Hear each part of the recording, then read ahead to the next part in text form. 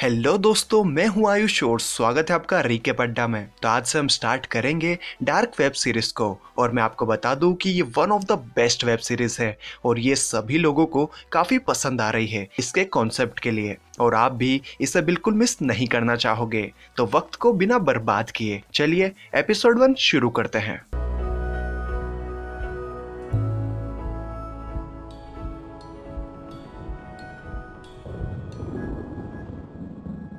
तो एपिसोड की शुरुआत में हमें एल्बर्ट आइंस्टाइन के कुछ शब्द बताए जाते हैं कि भूत, भविष्य और वर्तमान के बीच का अंतर सिर्फ एक जबरदस्ती बना रहने वाला भ्रम है। सिंपल शब्दों में पास्ट, प्रेजेंट और फ्यूचर सेम है, इनमें कोई फर्क नहीं है। फिर आगे हम कुछ लोगों के पास्ट, प्रेजेंट और फ्यूचर की फोटो देखते हैं और सुनते हैं कि हमें लगता है कि टाइम लीनियर है और इनफाइनाइट है। मतलब टाइम एक लकीर की तरह सीधा है और अनंत है, लेकिन ऐसा नहीं है। वो लगातार नहीं है, बल्कि वो सब कनेक्टेड है एक अनंत गोले में। सिंपल शब्दों में कहूँ तो यहाँ पर हमें ये बताया गया है कि टाइम एक कभी ना खत्म होने वाला सर्कल है और पास्ट, प्रेजेंट और फ्यूचर इससे कनेक्टेड है।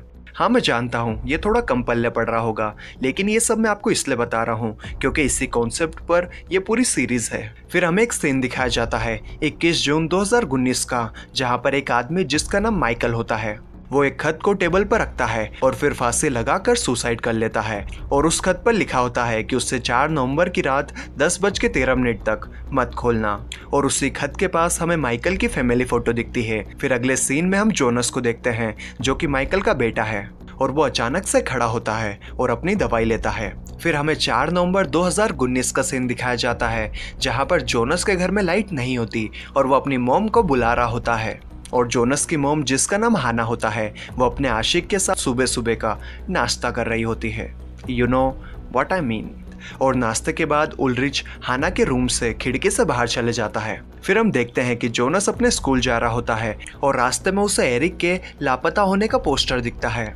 एरिक जोनस का फ्रेंड है। फिर आगे हम जोनस को पीटर के साथ देखते हैं। पीटर जोनस का थेरेपिस्ट होता है और वो जोनस से उसकी हेल्थ के बारे में बात कर रहा होता है कि अब वो ठीक हो रहा है। तो जोनस उसे बताता है कि उसे उसके पापा सपने में दिखाई देते हैं। तो पीटर उससे पूछता है, क्या तुम अपनी दवाइयाँ ले रहे हो? तो जोनस बोलता है हाँ। और जोनस आगे बोलता है, मुझे लगता है कि वो मुझे कुछ बताना चाहते हैं या सिर्फ मैं उनसे कुछ सुनना चाहता हूँ।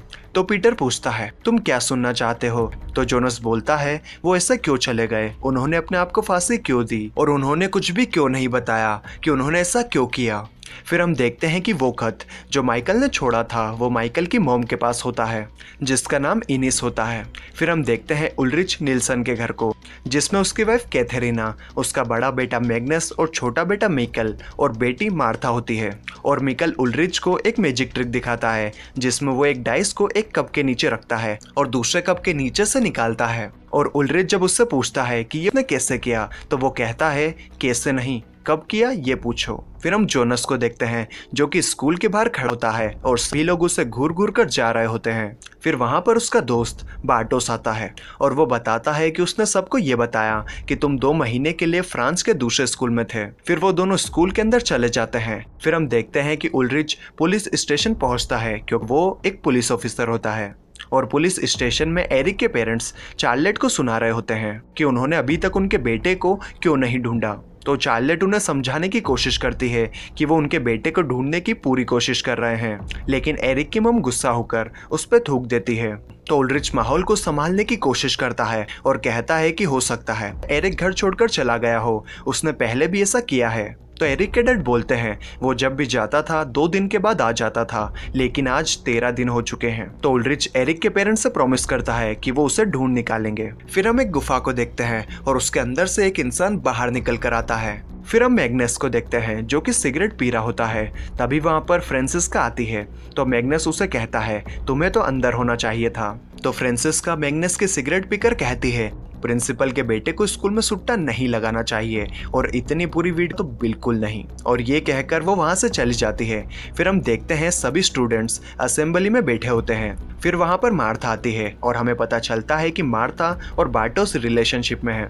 फिर कैथरीना जो कि स्कूल की प्रिंसिपल होती है वो वहां पर आकर सभी को बताती है कि उसने उन सभी को एरिक के बारे में बात करने के लिए बुलाया है क्योंकि अब उसे 14 दिन हो चुके हैं गायब हुए और अगर किसी को उसके बारे में कुछ भी पता है तो वो उससे जरूर बताएं। फिर हम चार्लेट और उलरिच को बात करते हुए देखते हैं। चार्लेट कहती है एरिक को किसी ने कहीं जाते हुए नहीं देखा, वो अचानक हवा की तरह गायब हो गया और अगर वो भागा होता तो वो अपने साथ पैसे और अपने फोन को लेकर जाता। तो उलरिच कहता है कभी कभी लोग बस भागना चाहते हैं। फिर चार्लेट बताती है कि उन्हें 49 टायर्स के निशान मिले स्कूल और रेसिडेंशियल एरिया के बीच में, जिसमें से 2 ट्रक्स के हैं और विडन में 21,312 व्हीकल्स रजिस्टर्ड हैं। और आगे बोलती है कि एरिक के डैड भी वैन चलाते हैं। तो उलरिच कहता है इसमें उनका कोई हाथ नहीं है। तो चार्लेट पूछती है तुम्हें ऐसा क्यों लगता है कि एरिक भागा है? तो उलरिच कहता है क्योंकि ये विंडन है और यहाँ पर ऐसा कुछ नहीं होता। तो चार्लेट बोलती है ये सच नहीं है। तो उलरिच कहता है इस सब का मेरे भाई से कोई लेना देना नहीं है और वहां से जाने लगता है।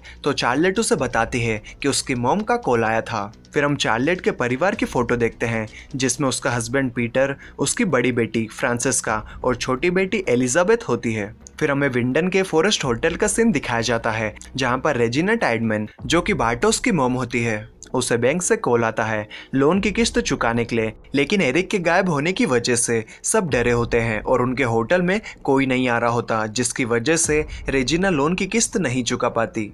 फिर हम जोनस और बार्टोस को देखते हैं जहां पर बार्टोस कहता है अगर एरिक कहीं भागा है तो हमें उसके पूरे नशे का माल केव में मिल सकता है, वो सब वहीं रखता था और हम वहां जाकर वो ले सकते हैं। फिर हम उलरिच को देखते हैं जो अपनी मॉम के पास आता है और उसकी मॉम बोलती है कि मैंने फिर से जंगल में किसी को देखा और उसका बड़ा सा सर था, लेकिन उलरिच को यकीन नहीं होता। फिर उसकी मॉम उसे एक चॉकलेट का वेपर निकाल कर देती है जो कि उसे जंगल से मिला था और बोलती है मेट्स को ये चॉकलेट बहुत पसंद थी। मेट्स उलरिच का भाई था जो कि गायब हो गया था 33 साल पहले, जैसे कि एरिक हुआ है। और आगे बोलती है कि एरिक भी मेट्स की तरह ही गायब हो गया, सब कुछ वैसा ही हो रहा है जैसा 33 साल पहले हुआ था। फिर हम एक आदमी को देखते हैं जिसका नाम हेल्ज डॉपलर होता है और वो रेस्ट होम में होता है और वो बार बार एक ही चीज बोल रहा होता है, वो वापस होने वाला है, वो वापस होने वाला है। फिर हमें एरिक को दिखाया जाता है जो कि एक रूम में होता है और उस रूम में एक टीवी चल रही होती है, शायद किसी ने उसे बंद करके रखा है। फिर हम मैग्नस, मार्था, जोनस और बार्टोस को देखते हैं और वो रात को गुफा में जाने का प्लान बनाते हैं।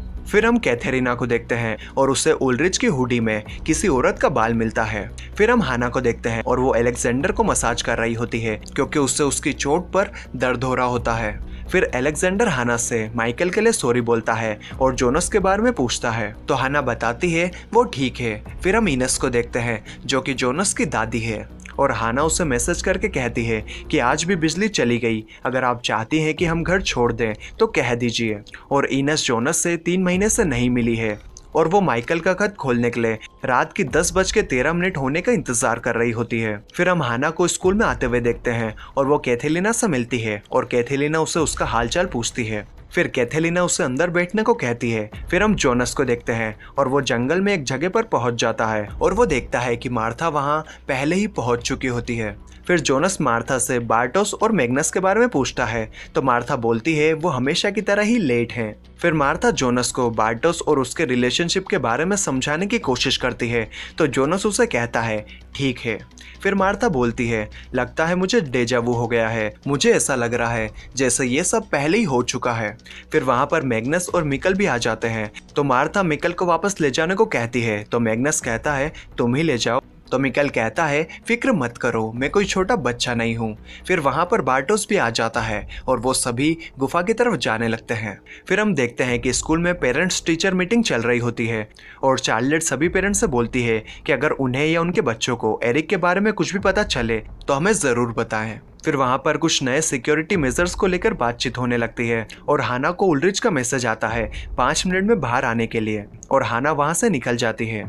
फिर हम मिकल और बाकी सभी लोगों को देखते हैं और मिकल उनसे पूछता है तुम लोगों को क्या लगता है कि एरिक के साथ क्या हुआ है? मेरी क्लास के बच्चे कह रहे थे कि एरिक को किसी ने किडनैप करके बेसमेंट रूम में रखा है। तो मैग्नस कहता है ऐसा कुछ नहीं है, वो भाग गया है। तो मिकल कहता है लेकिन ऐसा भी तो हो सकता है कि किसी ने उसे रूम में बंद करके रखा हो। और वो सब ऐसे ही बात करते हुए गुफा की तरफ बढ़ रहे होते हैं। फिर हमें वापस से स्कूल का सीन दिखाया जाता है और वहां पर कैथेरिना और रेजिना के बीच बहस छिड़ी होती है और इसी बीच वहां पर हेल जाते हुए कह रहा होता है वो वापस होने वाला है, वो वापस होने वाला है। तो चार्लेट उससे पूछती है तुम यहाँ क्या कर रहे हो? तो हेल्ज बोलता है बहुत देर हो गई। फिर चार्लेट हेल्ज को वहां से ले जाती है। फिर हम हाना और उल्ड्रिच को देखते हैं और वो थोड़े से बिजी होते हैं। फिर हम देखते हैं कि रात की 10:14 हो जाती है और इनस माइकल का खत खोलकर देखती है। फिर हम वापस जोनस और बाकी सभी को देखते हैं और बार्टोस एक सोफे में एरिक के नशे का माल ढूंढने की कोशिश कर रहा होता है, लेकिन उसे वहां पर कुछ नहीं मिलता। तभी वहां पर फ्रांसिस्का आकर पूछती है, क्या तुम इसे ढूंढ रहे हो? तो बार्टोस उसे वो लौटाने के लिए कहता है। तो फ्रांसिस्का उसे कहती है, पूरा माल आराम से 500 का है, लेकिन मैं तुम्हें ये 200 में दे सकती हूँ। लेकिन बार्टोस उसे वो छीन लेता है, उसे गिराकर। और तभी गुफा से और उसके आसपास से किसी की आवाज आने लगती है और उन सभी की फ्लैशलाइट भी झपझप करने लगती है और सभी डर कर वहां से भागने लगते हैं। मिकल और जोनस एक साथ भाग रहे होते हैं, लेकिन रास्ते में जोनस गिर जाता है और जब वो उठता है तो वो मिकल को ढूंढने की कोशिश करता है, लेकिन मिकल उससे कहीं भी दिखाई नहीं देता। और फिर जोनस को पीछे से एक आवाज आती है और जब वो पलट कर देखता है तो उसे खून में लथपथ एक इंसान दिखता है और वो बिल्कुल उसके डेड माइकल की तरह दिख रहा होता है। और ये देखकर जोनस वहां से डरकर भाग जाता है और जब वो बाकी सभी के पास पहुंचता है तो मैग्नस उससे मिकल के बारे में पूछता है। तो जोनस उनसे बोलता है, क्या वो तुम्हारे साथ नहीं है? फिर वो सब मिकल को ढूंढने लगते हैं। फिर हम देखते हैं चार्लेट, उल्ड्रिच, हाना और रेजिना के पास एक साथ किसी के कॉल आने लगते हैं, जो कि शायद जोनस और बाकी सभी ने किए होते हैं मिकल के बारे में बताने के लिए। फिर हम इनस को देखते हैं और वो माइकल का खत पढ़कर वापस बॉक्स में रख देती है और रोने लगती है। फिर हम देखते हैं कि सभी पेरेंट्स पुलिस के साथ जंगल में आ जाते हैं और उल्ड्रिच मिकल को ढूंढने के लिए जंगल में जाता है। और फिर गुफा से आवाज आने पर उल्ड्रिच मिकल को ढूंढने के लिए गुफा में घुस जाता है। फिर हम देखते हैं कि अर्ली मॉर्निंग हो जाती है और पुलिस को अभी तक मिकल के बारे में कुछ भी पता नहीं चलता। और चार्लेट के पास पीटर का कॉल आता है और वो चार्लेट को कहता है कि उसे कुछ बताना है, लेकिन कोई पुलिस ऑफिसर चार्लेट को बुलाने लगता है। तो वो पीटर से कहती है कि अभी उसे जाना होगा। तो पीटर कहता है, ठीक है। और फिर पीटर भगवान से प्रार्थना करने लगता है। फिर हम देखते हैं कि कुछ पुलिस ऑफिसर्स को एक बच्चे की लाश मिलती है जंगल के कोने पर और उल्ड्रिच बड़ा दुखी होते हुए उस लाश के पास जाता है, लेकिन वो देखता है कि वो लाश मिकेल की नहीं होती बल्कि किसी और बच्चे की होती है। और उस लाश के पास एक म्यूजिक प्लेयर होता है जिसमें गाना चल रहा होता है और हम देखते हैं कि वही गाना टीवी में भी चल रहा होता है जहाँ पर एरिक होता है और कोई एरिक को बांधकर उसे मारने की या उस पर एक्सपेरिमेंट करने की कोशिश कर रहा होता है। और यहीं पर ये एपिसोड खत्म हो जाता है। अगर आपको इस एपिसोड में कोई भी चीज़ नहीं समझ आई हो तो आप कमेंट सेक्शन में बता सकते हैं, मैं आपके सवालों का जवाब ज़रूर दूंगा। और अगर आपको वीडियो अच्छी लगी तो यार एक लाइक तो बनता है, और यहाँ तक आए हो तो चैनल भी सब्सक्राइब कर ही लो। मैं आपके लिए ऐसी वीडियोस लाते रहूँगा। तो चलिए मैं मिलता हूँ आपसे अगली वीडियो में, तब तक के लिए bye bye and take care.